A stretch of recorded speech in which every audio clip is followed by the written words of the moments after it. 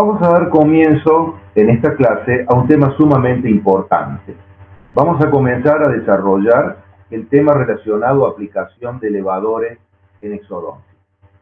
Y lo vamos a hacer en dos clases para abordar en esta, la primera clase, todo lo concerniente al concepto, a lo que son los elevadores, cómo están constituidos, cuáles son los elevadores más importantes en la práctica diaria, cuáles son los tiempos quirúrgicos por los cuales actúan y cuáles son sus aplicaciones clínicas más importantes. Mientras que en la clase próxima vamos a hacer referencia ya a los principios físicos por los cuales estos instrumentos actúan. Entonces, en primer término, vamos a abordar en la clase de hoy lo más importante y lo vamos a hacer de la manera más sintética, más didáctica, para que esté al alcance de todos ustedes y pueda resultarles de suficiente interés.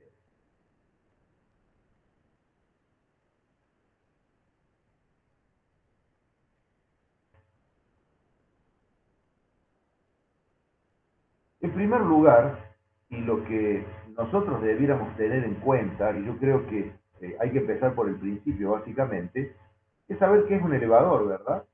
Y en tal sentido, yo me tomé el trabajo de tomar la definición del libro de aplicación de elevadores en exodoncia de la doctora Vilma Aymar de Irasusta, que ustedes pueden consultar en la biblioteca de nuestra facultad, y en el mismo consta que los elevadores son instrumentos que basados en principios físicos, que vamos a analizar en la próxima clase, tienen aplicación en exodoncia reemplazando a la pinza o como complemento de ella. A mí particularmente me gusta más hablar de complemento de ella, para movilizar o extraer elementos dentarios íntegros o seccionados y raíces o ápices de piezas dentarias normalmente erupcionadas o elementos dentarios retenidos.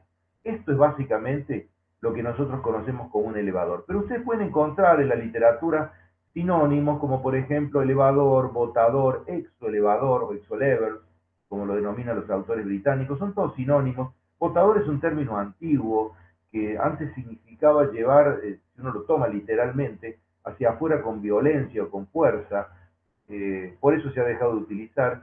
Y al hablar de elevador, concretamente, nosotros tenemos que tener en cuenta que elevar significa llevar algo de abajo hacia arriba, ¿verdad? Y esto no sería aplicable al maxilar superior. Por lo tanto, también es un término imperfecto. Vamos a tener que considerar entonces que si hablamos de elevadores es un término de uso corriente y hacemos referencia a estos instrumentos independientemente de qué maxilar estemos hablando. Ahora bien, y teniendo en cuenta la definición que recién veíamos, ¿puede un elevador reemplazar a la pinza? ¿Realmente puede un elevador reemplazar a la pinza? Y la respuesta categórica es no. Un elevador se complementa con la pinza en determinadas situaciones para poder llevar adelante convenientemente un acto quirúrgico. No es otra cosa más que un complemento. Y además, lo que es más importante aún es saber en qué casos podemos aplicar un elevador. Vamos a aclarar que cuando hablamos de indicaciones para el caso de elevadores, estamos hablando de indicaciones por sí mismos, es decir, para la extracción de elementos dentarios o raíces por vía alveolar sin recurrir a ningún otro procedimiento quirúrgico. Entonces, decimos que las indicaciones para el uso de elevadores, y así lo hemos detallado en diferentes tips a modo didáctico, es en aquellos dientes que tienen una debilidad coronaria tal que imposibilita la presión con la pinza, ya lo vamos a ver en un caso clínico, lo mismo en aquellas raíces que están destruidas hasta el nivel de la cresta alveolar, hasta el nivel, porque si están por debajo del nivel de la cresta alveolar, lógicamente el uso de un elevador resulta infructuoso, al igual que el de una pinza, también en fracturas dentarias intraoperatorias y por supuesto también en elementos que están ubicados en sectores de difícil acceso, donde es difícil acceder con los bocados de una pinza. Pero esto no es todo. Además, vamos a ver algunos ejemplos y luego vamos a continuar con algunas indicaciones más. Observen ustedes este caso, donde esta pieza dentaria, este incisivo central inferior, se encuentra con una destrucción importante, debilitado, y acá lógicamente se imposibilita la presión correcta con una pinza, por lo tanto puede aplicarse convenientemente un elevador. También, y continuando con el detalle de estas indicaciones, decimos que se indican elevadores para la extracción de dientes que están en malposición, elementos dentarios que erupcionan fuera de la línea normal en su normoposición, ya vamos a ver algún ejemplo, En la extracción de elementos dentarios que tienen apiñamientos o que un apiñamiento impide la aplicación correcta de una pinza, también lo vamos a ver enseguida. Para la extracción de dientes retenidos y semi-retenidos, un importante capítulo al cual nos vamos a referir más adelante. Y para la extracción de raíces residuales, ustedes lo habrán visto muchas veces, elementos multiradiculares que han sido divididos por un avanzado proceso de caries. Vamos a ver algún ejemplo. Acá tienen ustedes este premolar, ubicado por palatino, y observen que aquí no hay un lugar conveniente, un espacio para la ubicación de los bocados de una pinza. Entonces aquí puede utilizarse un elevador para luego ser complementado con la pinza. Lo mismo en este otro caso, vean elementos que han sufrido apiñamientos. Aquí por un avanzado proceso de caries se ha destruido totalmente la corona de este incisivo central y entonces se ha producido la migración del elemento homólogo, del incisivo lateral, y acá no hay espacio para ubicar de ninguna manera los bocados de una pinza. Entonces podemos utilizar elevadores también en este caso. Lo mismo aquí, y es lo que decíamos recién. Vean cómo un proceso avanzado de caries ha provocado la destrucción total de la porción coronaria de este primer molar superior y han quedado individualizadas cada una de sus tres raíces.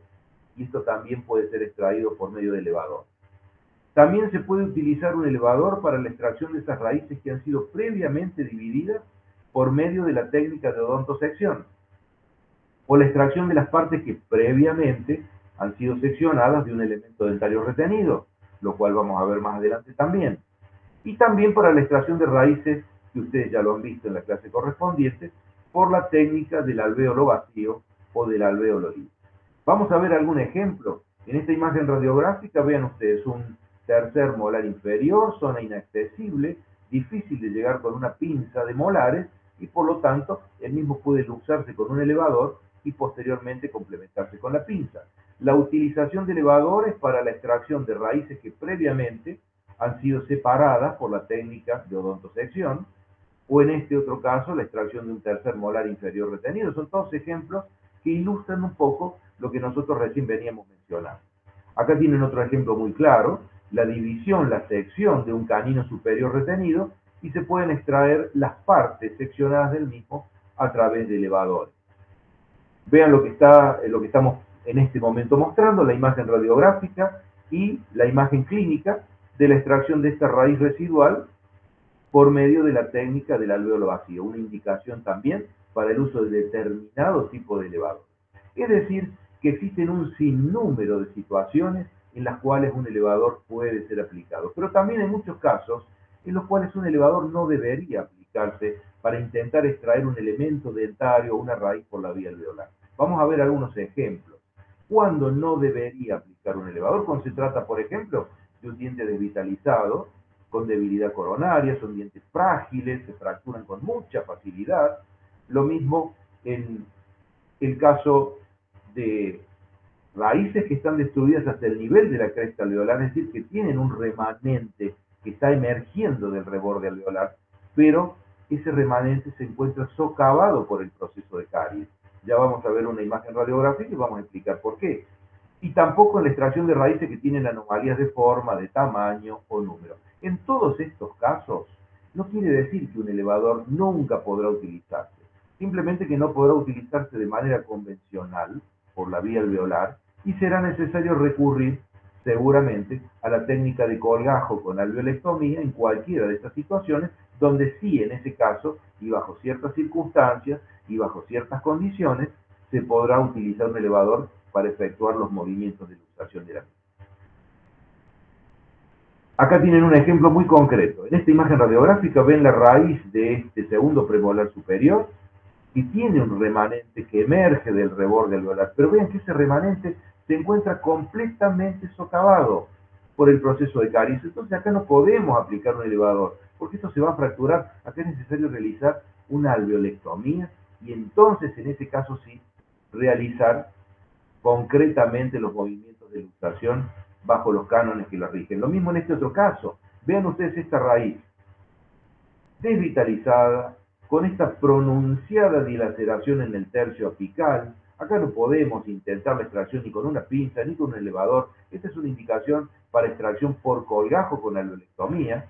O en este otro caso, vean ustedes esta mayúscula minúscula hipercementosis, esta enorme hipercementosis a nivel apical, y entonces todo este volumen debiera emerger por este pequeño y exiguo diámetro que es el del alvéolo. Por lo tanto aquí se contraindica totalmente el uso de un elevador por vía alveolar, o en este otro caso, donde se trata de un elemento multiradicular, fractura coronaria total, y esas dos raíces no pueden ser extraídas en forma conjunta por medio de un elevador, sino que es necesario previamente realizar ¿qué? La técnica de odontosección, es decir, separar aquí la raíz mesial de la raíz distal y luego sí, con la aplicación de un elevador, extraer individualmente cada una de ellas. Es decir, son uno de los tantos ejemplos que podemos verlo, porque de lo contrario caemos en la posibilidad de provocar accidentes, accidentes indeseados, sobre el diente que vamos a extraer o sobre los elementos dentarios vecinos, sobre los huesos maxilares o sus reparos anatómicos, o también sobre los tejidos blandos adyacentes. Esto tenemos que evitarlo, porque no podemos caer en el error de que por un mal uso lleguemos a luxar accidentalmente el elemento vecino, o a fracturar parte de la tabla alveolar o el hueso maxilar, o lesionar los tejidos blandos. Vamos a ver algún ejemplo. Observen este. Tercer molar inferior retenido. ¿Es cuestión de aplicar un elevador y hacer fuerza? No, claro que no. ¿Por qué? Porque se ha logrado la extracción y mire lo que pasó. Fractura mandibular a nivel del ángulo mandibular por el uso indebido del elevador, quizá por no haber utilizado el elevador más adecuado, o haber hecho una fuerza exagerada, o no haber utilizado la técnica más conveniente. Accidente desagradable, por cierto. Lo mismo este otro caso, vean, por extraer aquí, ¿qué ha pasado? Por extraer este primer premolar inferior, probablemente el instrumento se ha desplazado accidentalmente, provocó esta lesión a nivel del labio inferior, podría haber sido en la masa de la lengua. Y algo que es fundamental y que yo no me voy a cansar de repetir, y es lo que atañe a la calidad del instrumento. Estos instrumentos tienen que ser de la mejor calidad. No podemos escatimar en gastos en materia económica en detrimento de la calidad del instrumento. Porque vean lo que pasa. Acá tenemos un elevador marca X de la calidad que en ese momento nosotros no conocemos. Entonces, ¿qué pasa? Al cabo de un tiempo pasa esto.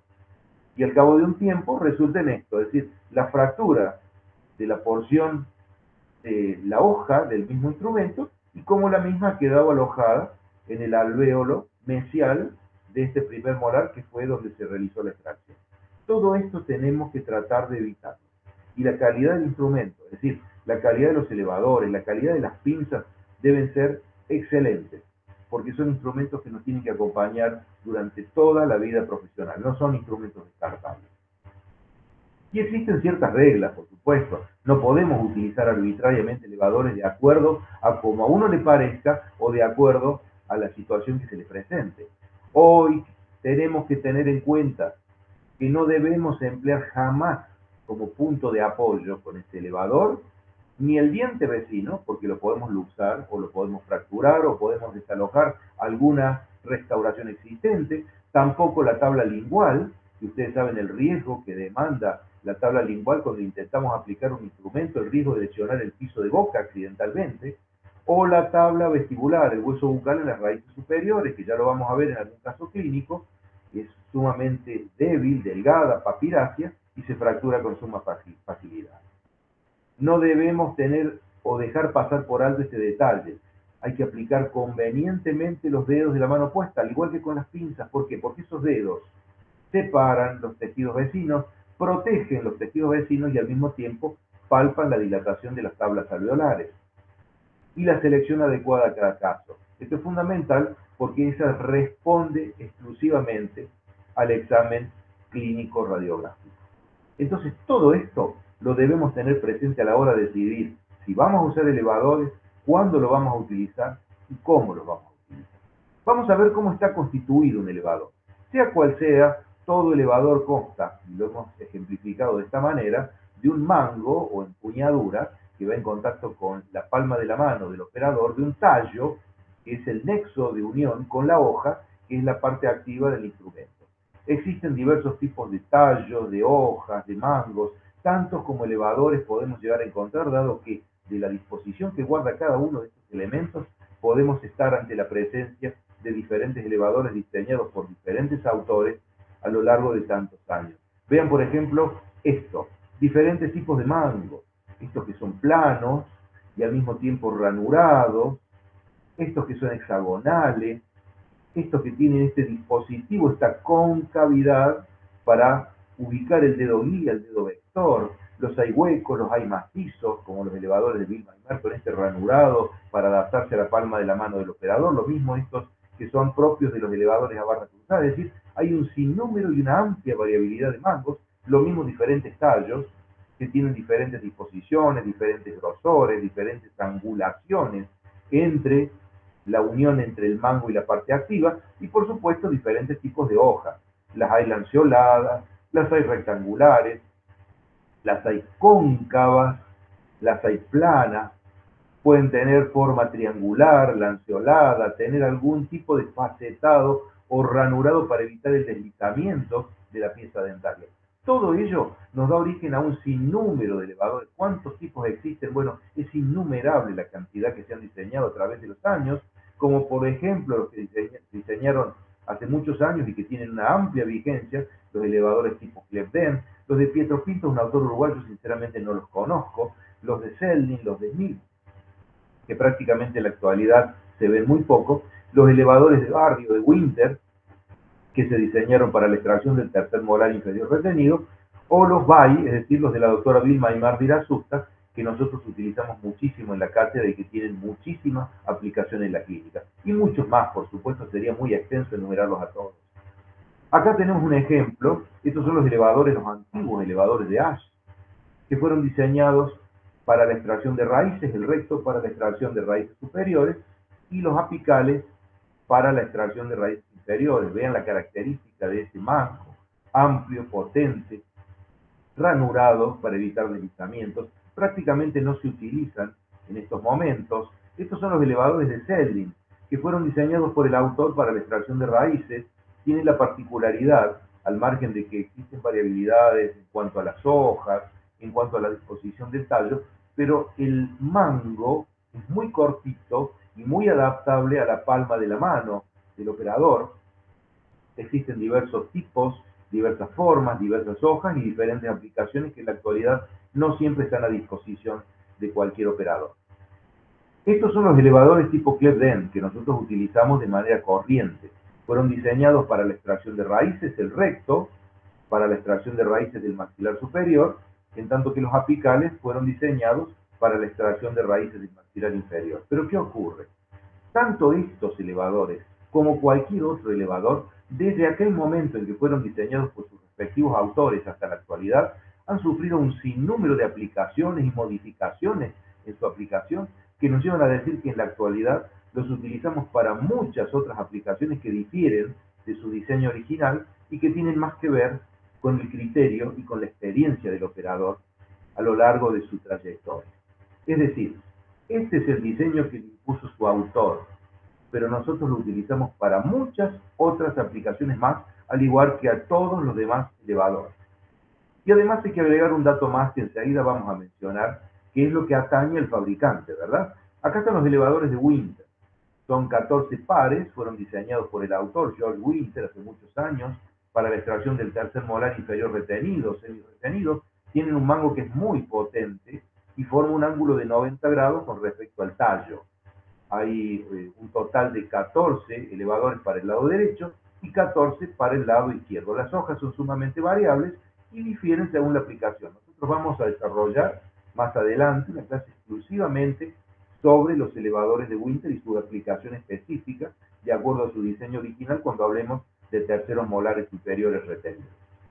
Estos son los elevadores de Barry, que a diferencia de los anteriores son 11 pares que fueron diseñados con la misma finalidad, pero a diferencia de los anteriores, el mango, que es prácticamente similar, forma con respecto al tallo un ángulo de 45 grados. Y esto tiene por objeto simplemente salvar la comisura del labio inferior. Hay 11 pares para el lado derecho y 11 pares para el lado izquierdo. Sus hojas son prácticamente similares a los elevadores de Winter y difieren según la aplicación que el autor les quiso imponer. Estos son los elevadores de la doctora Vilma Aymar, que comenzaron con 3 series y terminaron con 6 series de 3 elevadores cada una, es decir, hay un total de 18 en la actualidad, Son elevadores que tienen la particularidad de que su mango es hexagonal, es potente, es estriado, es muy pesado, y su parte activa, su hoja, presenta filo. Y esto del filo no tiene nada que ver con el hecho de efectuar un corte o una incisión, nada que se le parezca, al contrario. Simplemente que este filo, y ya lo vamos a ver con mayor detenimiento en la clase próxima, permite una insinuación correcta y más eficiente de la parte activa en el espacio periodontal para tomar un buen punto de apoyo.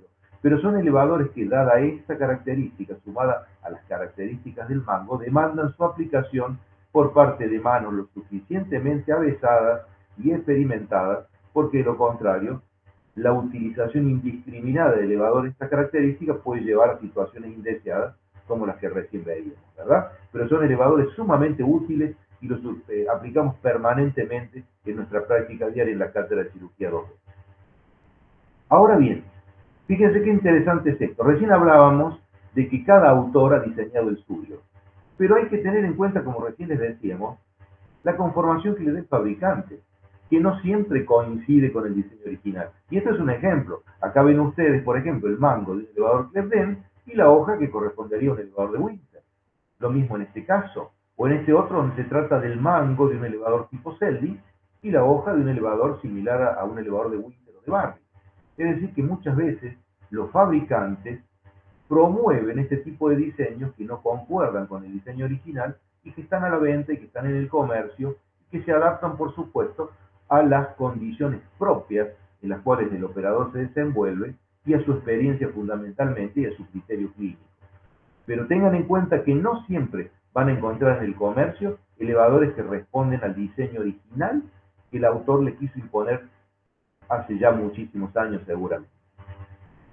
Y una cosa muy importante a tener en cuenta es la toma del instrumento, que debe ser muy eficiente al igual que la de las pinzas, porque si el instrumento se desplaza puede provocar seguramente algún daño y además un fracaso en la técnica quirúrgica. Vean ustedes la toma de un elevador recto que podría ser acodado, vean cómo firmemente se adapta la parte convexa a la palma de la mano del operador, los tres dedos anular, medio y meñique que van por la parte inferior, el pulgar y este dedo índice, dedo vector, que es el dedo guía, que no debe faltar en ningún momento, que no solo guía la aplicación, sino los movimientos posteriores.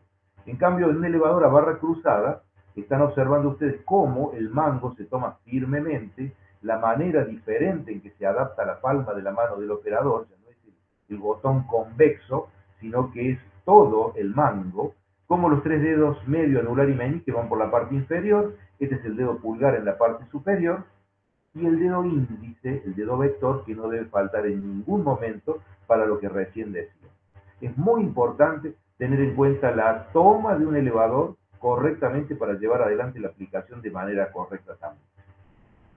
Y vamos a hablar finalmente de los tiempos quirúrgicos para la extracción de un elemento dentario, de una raíz, por medio de elevadores. Ustedes recordarán que las pinzas tenían sus tres tiempos quirúrgicos básicos, ¿verdad? Que conciernen a qué? A la prensión, a la luxación, a la tracción. Acá hablamos de aplicación, luxación y abulsión. La aplicación es la ubicación de la hoja del instrumento en un punto de apoyo útil para efectuar posteriormente los movimientos correspondientes. La luxación comprende los movimientos a través de principios físicos que vamos a analizar en la próxima clase y la abulsión donde generalmente ya el elemento es desarticulado de su alvéolo con la colaboración con el complemento de la pinza. Lo vamos a ver en un caso clínico. Acá tienen ustedes, por ejemplo, la aplicación, es un elevador Clebden contrangulado, recién decíamos que han sido diseñados para la extracción de raíces del maxilar inferior y vean cómo se está utilizando para la luxación de un canino superior retenido, por ejemplo. La aplicación, es decir, la ubicación de la hoja del instrumento, la parte activa de la hoja del instrumento, en contacto con ese punto útil en el cual se logró contactar con un punto de apoyo que luego nos permite los movimientos de luxación, como los que ustedes están viendo, en base a principios físicos, no les voy a complicar la vida hablando de ello en este momento, mediante los cuales se logra la desarticulación del elemento de su claustro alveolar. Y finalmente la abulsión, donde ya el elevador complementa su trabajo con el trabajo de la pinza. De esta manera hemos visto lo más importante, lo que concierne a la manera en que los elevadores pueden ser utilizados y fundamentalmente lo que nos va a servir como un basamento para que en la próxima clase podamos hablar específicamente de los principios físicos, que es un tema sumamente importante y sobre todo cuando los mismos son aplicados a la vida.